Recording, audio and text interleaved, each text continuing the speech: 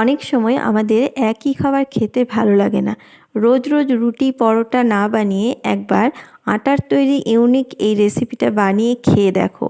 যেমন মুখরোচক তেমনি টেস্টি। বাচ্চাদের টিফিন হোক বা চায়ের সাথে বা ডিনারে যে কোনো সময় কিন্তু তোমরা খেতে পারবে।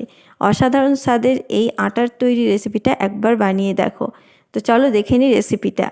দেখো রেসিপিটা বানানোর জন্য এখানে আমি একটা বাটি নিয়ে নিয়েছি বড়, আর তার মধ্যে নিয়ে নিচ্ছি মেজারিং কাপের হাফ কাপ মতন সুজি। তোমরাও একটা মাপ নিয়ে নেবে, সেই মাপেই কিন্তু উপকরণগুলো দেবে। তো দেখো যে মাপে আমি নিয়ে নিলাম হাফ কাপ সুজি, সেই মাপেই কিন্তু আমি জল নিয়ে নিয়েছি। এখানে আমি হাফ কাপের মতো জল নিয়েছি, যদি লাগে তো দেবো পুরোটা, না হলে কিন্তু দেখো তোমাদেরকে আমি দেখিয়েছি হাফ কাপেরও একটু কম আমার এখানে জলটা লেগেছে। তো আমি হাফ কাপ সুজি দিয়েছি, হাফ কাপের থেকে একটু কম আমি কিন্তু এখানে জল দিয়ে দিয়েছি। জলটাকে একটু মিশিয়ে নিয়ে এটাকে আমি 10 মিনিটের জন্য রেখে দিলাম।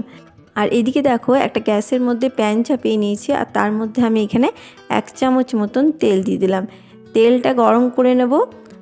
খুব বেশি কিন্তু আমি তেল দিইনি, 1 চামচ মতন এখানে তেল দিয়ে নিয়েছি। এবার তেলটা গরম হয়ে গেলে এখানে আমি দিয়ে দেবো অল্প একটু গোটা জিরে। জিরেটাকে একটু ভেজে নেব, যতক্ষণ না একটু সুগন্ধ আসছে ততক্ষণ কিন্তু এটাকে ভেজে নিচ্ছি। তো দেখো জিরেটা একটু দেখতেই পাচ্ছ ভাজা হয়ে গেছে। এরপর আমি এখানে দিয়ে দিচ্ছি কাঁচা লঙ্কা কুচি। এখানে আমার একটা কাঁচা লঙ্কা কুচি দেওয়া আছে, ঝালটা তোমরা কম বেশি করে নিতে পারো। আর দিয়ে দিচ্ছি গ্রেট করা আদা, অল্প একটু গ্রেট করা আদা দিয়ে দিলাম। দিয়ে এবার একটু নাড়াচাড়া করে সামান্য ভেজে নেব, খুব বেশিক্ষণ ভাজতে হবে না, একটু সামান্য ভেজে নিচ্ছি। লঙ্কা ও আদাটাকে আমি একটু ভেজে নিচ্ছি। দেখবে ভাজতে ভাজতে খুব সুন্দর একটা সুগন্ধ উঠে আসবে। তো দেখো এটা আমার ভাজা হয়ে গেছে। এরপর আমি এখানে দেখো পেঁয়াজ নিয়ে নিয়েছি। পেঁয়াজটাকে পাপড়িগুলোকে খুলে নিয়েছি, এমনভাবে কেটেছি, এতে কিন্তু দেখতে ভালো লাগবে।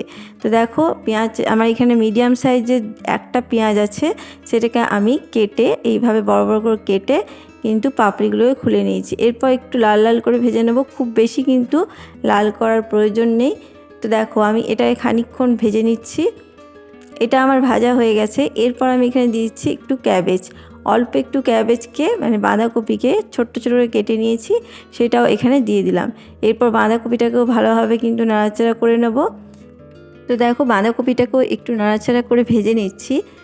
দেখতেই পাচ্ছ খুব কালার করার দরকার নেই, এইভাবে ভেজে নিলেই হবে। আর এরপর দিয়ে দিচ্ছি ক্যাপসিকাম। এখানে একটা ক্যাপসিকামের হাফ ক্যাপসিকাম আছে, সেটাকে আমি এইভাবে কেটে নিয়েছি, দেখতেই পাচ্ছ ছোট্ট ছোট্ট করে। সেটাকেও ভালোভাবে নাড়াচাড়া করে সবগুলোকে একসঙ্গে একটু ভাজা ভাজা করে নিচ্ছি। এরপর দিয়ে দিচ্ছি টমেটো কুচি। এখানে দেখো 3টে প্রায় মিডিয়াম সাইজের টমেটো আছে, সেটাকে আমি ঠিক লম্বা লম্বা করে বড় বড় করে কেটে নিয়েছি। এরপর এর মধ্যে আমি অল্প একটু লবণ দিয়ে দিলাম, যাতে এই ভেজিটেবলগুলো নরম হয়ে যায়। তো লবণটা দেওয়ার পরে একটু নাড়াচাড়া করে নিচ্ছি। নাড়তে নাড়তে দেখবে অনেকটাই কিন্তু নরম হয়ে যাবে। তো দেখো নরম অনেকটাই হয়ে গেছে। এরপর দিয়ে দিলাম চাট মশলা। তোমাদের হাতের কাছে চাট মশলা থাকলে দেবে, নাহলে কিন্তু আমচুর পাউডারও দিতে পারো। আর দিয়ে দিচ্ছি একটা ম্যাগি মশলা। এই ম্যাগি মশলাটা দিলে কিন্তু খেতে খুবই ভালো হবে। তোমাদের হাতের কাছে নিশ্চয়ই ম্যাগি মশলা থাকে, সেই মশলাটা কিন্তু দিয়ে দিতে পারো, এতে টেস্টটা অনেকটাই বেড়ে যাবে। তো দেখো এবার নাড়তে নাড়তে কিন্তু অনেকটাই নরম হয়ে গেছে, দেখে বুঝতে পারছো টমেটোগুলো কিন্তু গলে গেছে। তো এইভাবে নাড়তে নাড়তেই কিন্তু করে নিতে হবে। তো দেখো ভেজিটেবলগুলো সমস্ত কিন্তু নরম হয়ে গেছে। এরপর এখানে আমি দিয়ে দেবো বেসন। এখানে আমি 2 চামচ মতন বেসন দিয়ে দিচ্ছি। বেসনটা দিলে কিন্তু বাইন্ডিংটা খুব সুন্দর তৈরি হবে এবং টেস্টটাও খুব ভালো লাগবে। তো দেখো 2 চামচ মতন বেসন দিয়ে দিয়েছি। এরপর ভালোভাবে মিশিয়ে নিচ্ছি ভেজিটেবলগুলোর সাথে। বেসনটা কিন্তু অবশ্যই দেবে, তাহলে কিন্তু এইটা যে বাইন্ডিং সেটা খুব সুন্দর তৈরি হবে। তো দেখো এই বেসনটাকে অনেকক্ষণ ধরে নাড়াচাড়া করে একটু মিশিয়ে নিয়েছি, এবং কাঁচা গন্ধটাও যাতে চলে যায় ততক্ষণ অবধি নাড়াচাড়া করে নিয়েছি। পুরটা আমার অলরেডি রেডি হয়ে গেছে, তৈরি হয়ে গেছে। এরপর আমি কিন্তু এটাকে নামিয়ে ঠান্ডা করে নেব। তো দেখো আমার পুরটা পুরো রেডি হয়ে গেছে, সমস্ত ভেজিটেবল কিন্তু একদম নরম হয়ে গেছে। তো চলো এটাকে নামিয়ে ঠান্ডা করে নিচ্ছি। দেখো কতটা সুন্দর হয়েছে। আমি এটাকে নামিয়ে ঠান্ডা করে নিচ্ছি। ততক্ষণে আমি ওইদিকে দেখে নেব যে সুজিটা সেট হয়েছে কিনা। তো দেখো সুজিটা কিন্তু অনেকটাই ফুলে গেছে, দেখতেই পাচ্ছ জলটা অনেকটাই কিন্তু টেনে গেছে। এরপর আমি কিন্তু কোনো রকম জল ব্যবহার করব না, এর মধ্যে দিয়ে দিচ্ছি স্বাদ মতন লবণ। তোমরাও স্বাদ মতো লবণ দিয়ে দেবে। আর দিয়ে দিচ্ছি এখানে গোটা জিরে, অল্প একটু গোটা জিরে দিয়ে দিলাম। আর দিয়েছি কালারের জন্য অল্প একটু হলুদ। গোটা জিরেটা দিলে কিন্তু টেস্টটা খুব ভালো হবে, অবশ্যই দেওয়ার চেষ্টা করবে। আর হলুদটা দিলাম জাস্ট কালারের জন্য, তোমরা যদি না চাও না দিলেও হবে। তো দেখো এরপর আমি ভালোভাবে মিশিয়ে নিচ্ছি। তো এটাকে আমি মিশিয়ে নিয়েছি। এরপর দিয়ে দিচ্ছি এখানে 1 বাটির মাপে আটা। এখানে তোমরা চাইলে ময়দাটাও দিতে পারো, কিন্তু আটাটা দিয়ে করলে হেলদি একটা টিফিন রেসিপি তৈরি হয়ে যাবে। তো দেখো 1 বাটি আটা আমি এখানে দিয়ে দিলাম, কিন্তু আমি এখানে কোনো রকম জল ব্যবহার করব না। সুজির মধ্যে যে জলটা দিয়েছিলাম সেটা দিয়েই কিন্তু এই আটাটা পুরো মাখা হয়ে যাবে। প্রথমে আমি এই চামচের সাহায্যে আটাটাকে একটু মিশিয়ে নিচ্ছি, তারপরে আমি এটাকে হাত দিয়ে মেখে নেব। ঠিক আটার যেরকম ডো তৈরি করা হয় সেভাবে কিন্তু একটা ডো তৈরি করে নেব। তো চলো এইটাকে আমি সরিয়ে রাখছি চামচটাকে। এরপর হাতের সাহায্যে একটা মেখে মেখে ডো তৈরি করে নিতে হবে। কোনো রকম জল কিন্তু দেওয়ার প্রয়োজন পড়বে না। আর তোমাদের যদি মনে হয় যে একটু নরম হয়ে গেছে এই ডোটা, তার মধ্যে অল্প একটু আটা কিন্তু ছিটিয়ে দিতে পারো। আমার এই আটাটা মাখতে মাখতে তোমরা সবাই বলো তো কে কোথায় থেকে দেখছো, তাহলে আমি কিন্তু ধন্যবাদ জানাতে আমার সুবিধা হবে। তো আমার খুব ভালো লাগে সবাই আমার ভিডিও তোমরা দেখো, তাতে কিন্তু আমি খুব খুশি হই। এরকমভাবেই আমার পাশে থেকো তোমরা। তো দেখো ডোটা কিন্তু খুব সুন্দরভাবে আমি তৈরি করে নিয়েছি। ঠিক এইভাবে কিন্তু ডোটাকে তৈরি করে নিতে হবে। আমি কিন্তু আর কোনো রকমই আটা ব্যবহার করিনি, আমার 1 বাটি আটাতেই হয়ে গেছে। এরপর আমি এখান থেকে 4টে লেচি কেটে নিচ্ছি বড় বড় করে। প্রথমে এরকম বড় বড় সাইজের 4টে লেচি কেটে নিতে হবে। আটার রুটির থেকে একটু বড় সাইজের লেচি আমি কেটে নিচ্ছি।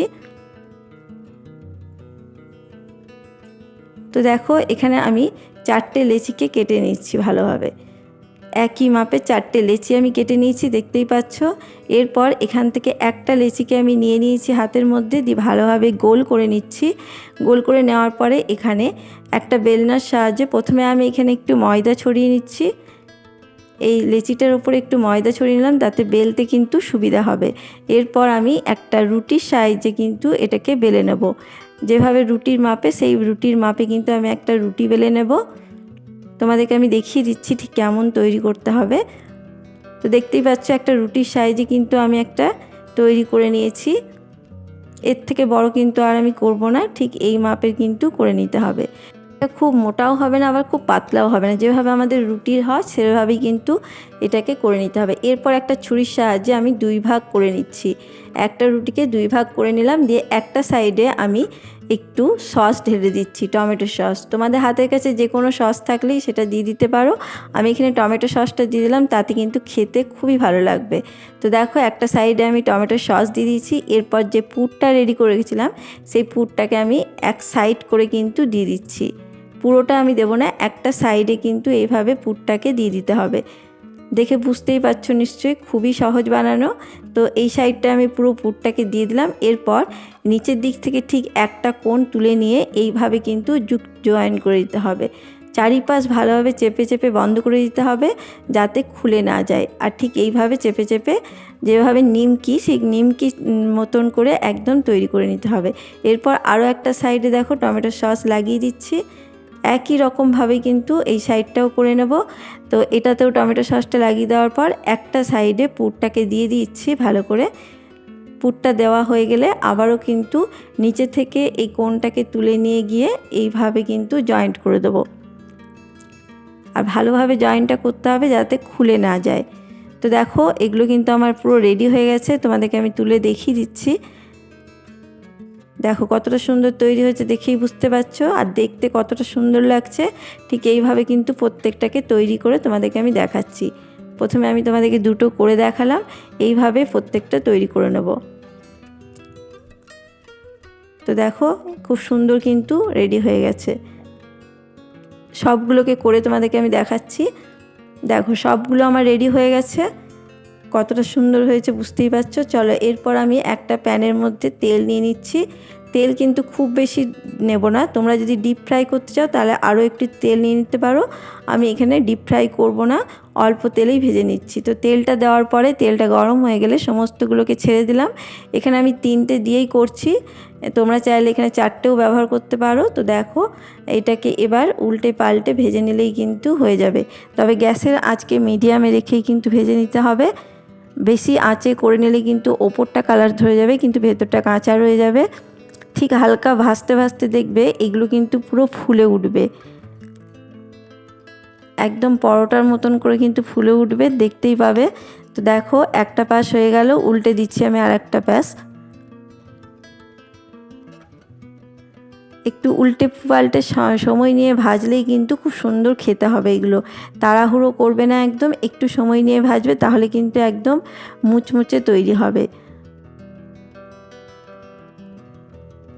তো দেখো কালার কিন্তু খুব সুন্দর কালার চলে এসেছে, 2 পাশ কিন্তু একদম লাল লাল করে ভেজে নিয়েছি। আর কতটা ফুলে উঠেছে দেখে বুঝতেই পারছো তোমরা, খুবই সুন্দরভাবে কিন্তু এগুলো ফুলে গেছে আর ওপরটা একদম খাস্তা তৈরি হয়েছে। তো এইভাবে উল্টে পাল্টে ভেজে নিলেই আমার সমস্ত রেডি হয়ে যাবে। তো চলো এইভাবে কিন্তু আমি সমস্তগুলোকে ভেজে তুলে নিচ্ছি। এগুলো আমার হয়ে গেছে, এগুলোকে আমি একে একে তুলে নিচ্ছি। দেখো কতটা সুন্দর হয়েছে, দেখতে অপূর্ব লাগছে আর খেতেও কিন্তু ততটাই টেস্টি। একবার হলেও বাড়িতে এইভাবে বানিয়ে দেখো, আমি আশা করব তোমাদের খুব ভালো লাগবে।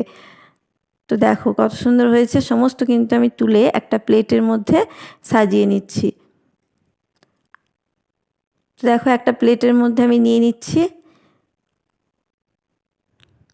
তো কেমন লাগছে বন্ধুরা অবশ্যই কিন্তু কমেন্ট বক্সে জানাবে যে এগুলো দেখতে কেমন হয়েছে, আর খেতেও কিন্তু অসাধারণ হয়। একবার বাড়িতে অবশ্যই বানাও।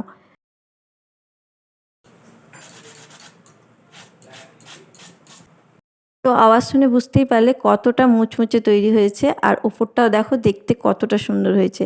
তো কেমন লাগলো আজকের আমার এই রেসিপি? যদি তোমাদের ভালো লাগে অবশ্যই চ্যানেলটাকে সাবস্ক্রাইব করে দিয়ে আমার পাশে থাকার অনুরোধ রইল। আর তোমরা আমার পাশে আছো তাই জন্য সত্যিই অসংখ্য ধন্যবাদ তোমাদেরকে। এভাবেই আমার পাশে থেকো। আশা করব তোমাদের খুব ভালো লেগেছে, ভালো লাগলে অবশ্যই চ্যানেলটাকে সাবস্ক্রাইব করে দিয়ে আমার পাশে থেকো। আজকে এই পর্যন্তই, সবাই ভালো থাকবে, সুস্থ থাকবে, ধন্যবাদ।